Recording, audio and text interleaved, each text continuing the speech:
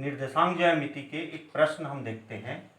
ये प्रश्नावली 3 का प्रश्न है। तीसरा प्रश्न, एक रेखा बिंदु 7, 10 से गुजरती है। ये बिंदु दिया हुआ है और इसकी ढाल दिया है 5/6।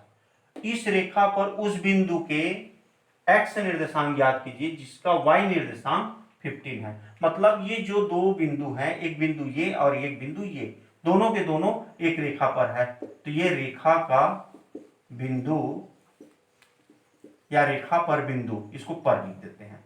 रेखा पर बिंदु कौन कौन सा है? तो एक बिंदु तो 7, 10 है और दूसरी बिंदु है ये जहां पर x का निर्देशांक अज्ञात है तो उसको हम x ले लिए और y का 15 है तो ये हो गया 15, y का 15। तो ये रेखा पर दो बिंदु है। अब जब रेखा पर दो बिंदु है तो हम उसकी ढाल भी ज्ञात कर सकते हैं। ढाल यानी प्रवणता, और प्रवणता के लिए सूत्र है m equal y2 minus y1 by x2 minus x1। ये होता है ढाल का फार्मूला। तो यहां पर ये दो बिंदु है तो इसमें से किसी एक बिंदु को हम x1 y1 लेंगे और किसी एक बिंदु को x2 y2 लेंगे। अब आप स्वतंत्र हो, किसी को भी आप ले सकते हो। मान लो हम इसको x1 y1 लें और इसको x2 y2 लें तो उस स्थिति में m इक्वल क्या हो जाएगा? x y2।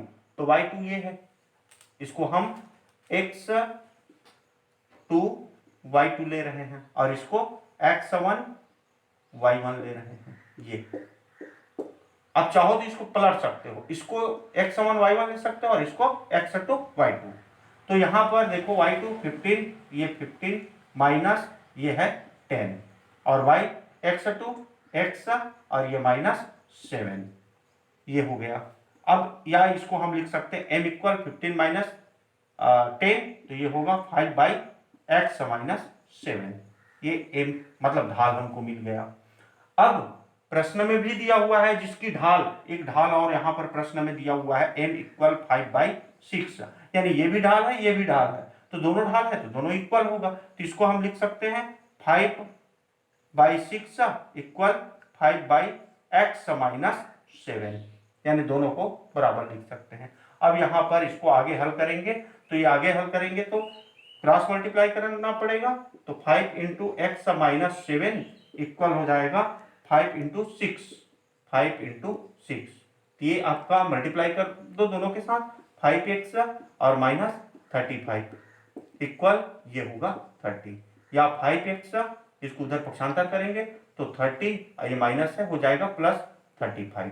तो इस प्रकार से 5x इक्वल 65 या x इक्वल 65, ये 5 मल्टीप्लाई है उधर ले जाएंगे तो ये डिवाइड हो जाएगा। तो x इक्वल क्या आएगा? इसको डिवाइड कर दो 1 और ये 3, 13 आएगा, यानी x का मान 13 आएगा। तो हमको उसी बिंदु का मान ज्ञात करना था, यही होगा आंसर। यानी x का निर्देशांक क्या आएगा? 13 होगा। निर्देशांक ज्यामिति प्रश्नावली 3 का चौथा प्रश्न, एक रेखा बिंदु 3, 7 व 6, 8 से होकर जाती है तो उस रेखा की प्रवणता ज्ञात कीजिए। हमको प्रवणता ज्ञात करना है तो प्रवणता के लिए फार्मूला हम जानते हैं। तो इसके पहले इसको देखते हैं। यहाँ पर दो बिंदु दिया हुआ है। मान लो हम पहले बिंदु को x1 y1 ले लेते हैं, ये दिया है 3, 7 और दूसरा बिंदु x2 y2 तो ये है 6, 8। अब प्रवणता के लिए प्रवणता ढाल एक ही चीज है, m करके भी इसको लिखते हैं हम। तो ये हो जाएगा प्रवणता के लिए सूत्र, प्रवणता इक्वल होता है y2 minus y1 by x2 minus x1। यहाँ मान रख देते हैं y2 तो ये है y2 8 माइनस y1 तो ये y1 7 बाई x2 तो यहाँ पर x2 ये है x2 6 और ये माइनस x1 ये 3 है। तो इस प्रकार से क्या आ जाएगा? ये 1 8 माइनस 7 1 आएगा और 6 माइनस 3 ये 3 हो जाएगा। तो इस प्रकार इसकी प्रवणता जिसको हम m से दर्शाते हैं m इक्वल 1/3 आया।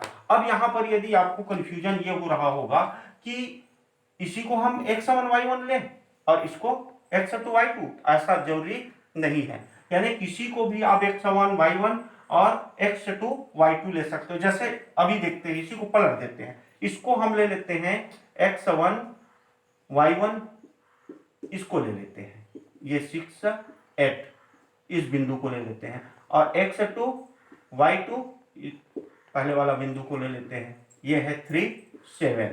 तो उस स्थिति में m इक्वल क्या होगा, ये 7 माइनस 8, फार्मूला तो यही है, y minus y1, y2 minus y1, तो y2 माइनस y1, ये 7 माइनस 8, और उसके बाद x2 माइनस x1, तो x2 3 माइनस 6, तो इक्वल क्या हो जाएगा, यहां पर देखो माइनस वाला बड़ी संख्या है तो माइनस में आएगा 8 माइनस 7, मतलब -8 से हम 7 को घटाएंगे तो ये आ जाएगा -1।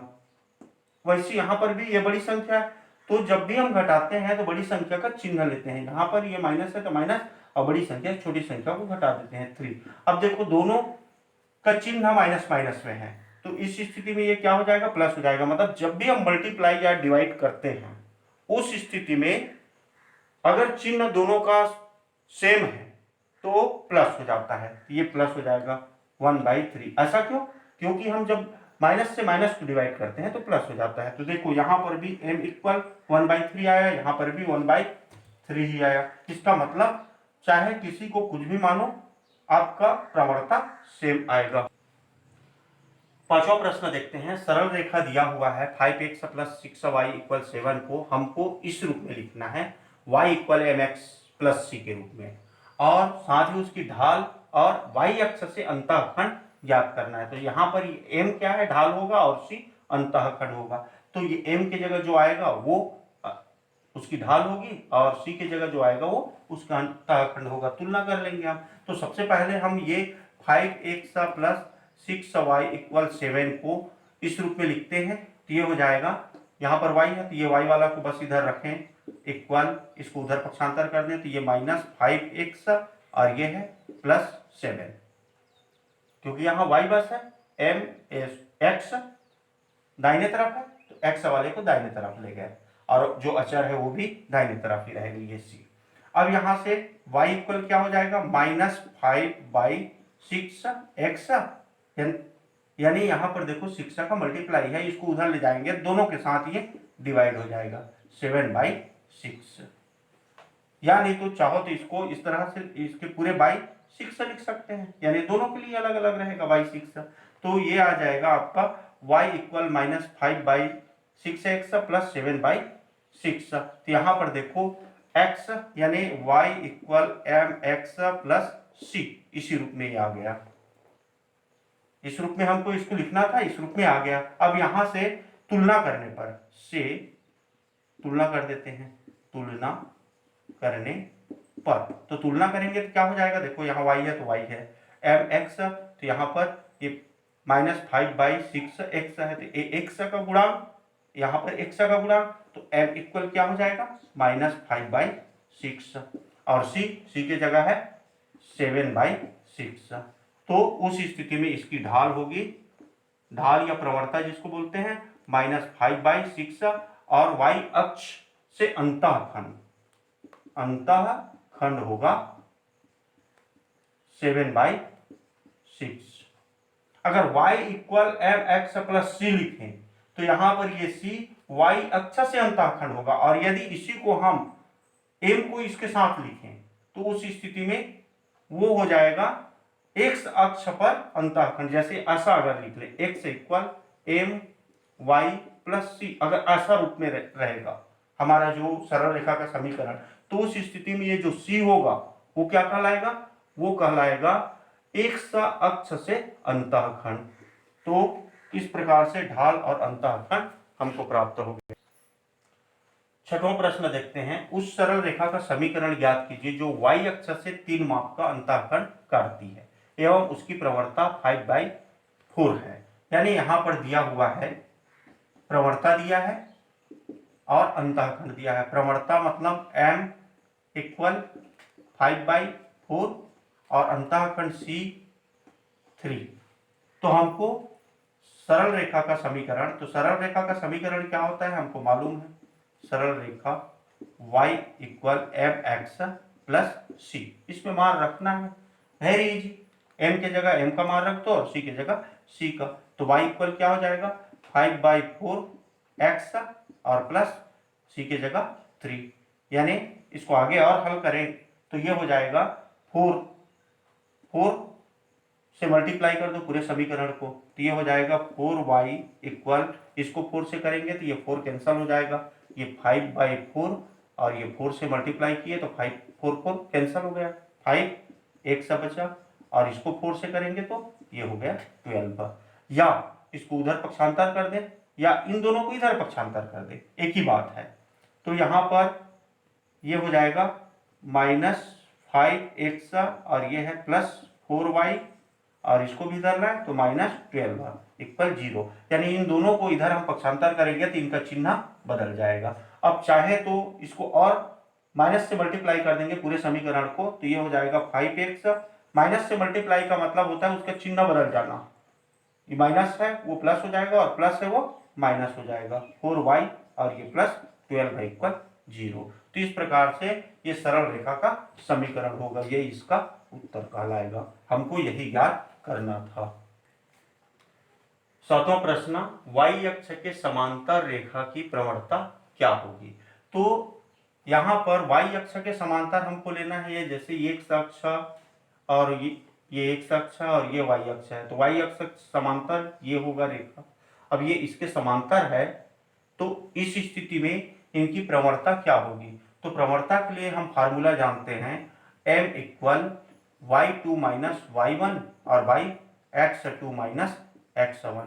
तो यहाँ पर देखो x2 मतलब y2 और y1 का मान, ये दो बिंदु है, तो ये दोनों बिंदु का अलग अलग रहेगा, लेकिन x का मान दोनों का सेम रहेगा, यही मान होगा x का, यानी x2 माइनस x1 ये दोनों इक्वल होंगे। तो अगर ये दोनों इक्वल होंगे तो उस स्थिति में इसकी प्रवणता क्या हो जाएगी, प्रवणता इक्वल y2 माइनस y1 और y ये दोनों इक्वल होंगे, तो मान लो ये x के बराबर है, तो x माइनस x हो जाएगा और x माइनस x यानी कि 0 होगा, तो y2 माइनस y1 बाई 0, और 0 से किसी को भी भाग नहीं दिया जा सकता, जिसका मतलब ये अपरिभाषित होगा, अपरिभाषित यानी इसका मान अपरिभाषित कहलाएगा। जब y अक्ष के समांतर होगा तो उस स्थिति में रेखा की प्रवणता अपरिभाषित रहेगा। ऐसी सेम प्रश्न दूसरा प्रश्न दिया है, उसमें लिखा हुआ है x अक्ष के समांतर रेखा की प्रवणता क्या होगी, यानी ये रेखा ऐसा ना होकर ये इस तरह से हो, तो उस स्थिति में देखो यानी y का मान फिक्स रहेगा, तो y का मान फिक्स रहेगा तो प्रवणता क्या हो जाएगा, यानी y1 और y2 दोनों इक्वल होंगे, तो y के बराबर है मान लो, तो ये हो जाएगा y और minus y equal x2 minus x1, यानी y2 और y1 की जगह सेम रहेगा मान, तो इस प्रकार से ये कितना हो जाएगा, ये 0 आ जाएगा, ऊपर वाला 0 आया, यानी 0 को किसी से भी भाग दो, डिवाइड करो, वो क्या आएगा, उसका मान 0 आएगा, यानी यहां पर प्रवणता क्या होगा, 0 के बराबर होगा। y अक्ष में y अक्ष की समांतर प्रवणता अपरिभाषित और x अक्ष के समांतर रेखा की प्रवणता 0 के बराबर होगा। 9वां प्रश्न, उस सरल रेखा का समीकरण ज्ञात कीजिए जिसकी प्रवणता 7/3 तथा रेखा बिंदु 6 0 से होकर जाती है। तो हम जानते हैं सरल रेखा का समीकरण, सरल रेखा का समीकरण ये y equal M X plus C ये होता है। अब यहां पर हम इसकी प्रवणता दिया हुआ है 7/3, तो ये m इक्वल 7/3 ये दिया है, तो यहां से हम y इक्वल m का मान रख देते हैं 7/3 x प्लस सी। अब इसमें एक कंडीशन दिया है, तथा रेखा बिंदु 6 0 से होकर जाती है, यानी ये जो बिंदु है वो उस रेखा से होकर जा रही है, इसका मतलब ये बिंदु इस सरल रेखा को संतुष्ट करेगा। बिंदु 6 0 सरल रेखा को कोई भी बिंदु किसी भी रेखा से होकर अगर जाती है, इसका मतलब उस रेखा को संतुष्ट करेगा, संतुष्ट करेगा। तो संतुष्ट करेगा मतलब इस मान को x और y की जगह हम x का मान है, ये y का मान है, इसको इसमें रखें तो वो समीकरण संतुलित होगा। तो ये हो जाएगा y, तो y का यहाँ पर 0 है तो ये 0 हो गया, y की जगह 0 रख दिए और इक्वल 7/3 x की जगह 6 रख देंगे, x का निर्देशांक 6 है और ये प्लस c, तो ये होगा 0 इक्वल, यहाँ कट जाएगा, ये 3 एकम 3 दूनी 2 बचा, 7 × 2 तो ये हो जाएगा 14 प्लस c, इसको पक्षांतर कर देंगे तो ये हो जाएगा c इक्वल -14, या ये इधर आएगा तो -14 इक्वल c या c इक्वल -14। अब ये c का मान मिल गया, ये अंतःखंड होगा, y अक्ष पर अंतःखंड -14 हुआ, प्रवणता हमको मालूम है, समीकरण में मान रख देंगे तो सरल रेखा का समीकरण मिल जाएगा। ये y इक्वल m का मान 7/3, ये दिया हुआ है 7/3 x और प्लस c का मान -14, ये -14, या इसको हम लिखेंगे y, ये देखो पूरे को 3 से मल्टीप्लाई कर देते हैं तो ये 3y इक्वल, यहाँ पर 3 कैंसिल हो जाएगा तो 7x और ये प्लस इंटू माइनस, माइनस हो गया, इसको भी 3 से मल्टीप्लाई करेंगे तो ये क्या हो जाएगा 42, या इसको इधर पक्षांतर कर दें तो इधर 0 बचेगा, 7x ये प्लस है उधर जाके माइनस हो जाएगा, -3y और ये -42, 0 इक्वल ये या इसके इक्वल 0, ऐसा हम इसको लिख सकते हैं, -42 इक्वल 0, यही होगा सरल रेखा का समीकरण और यही हमको ज्ञात करना था, ये इसका उत्तर होगा।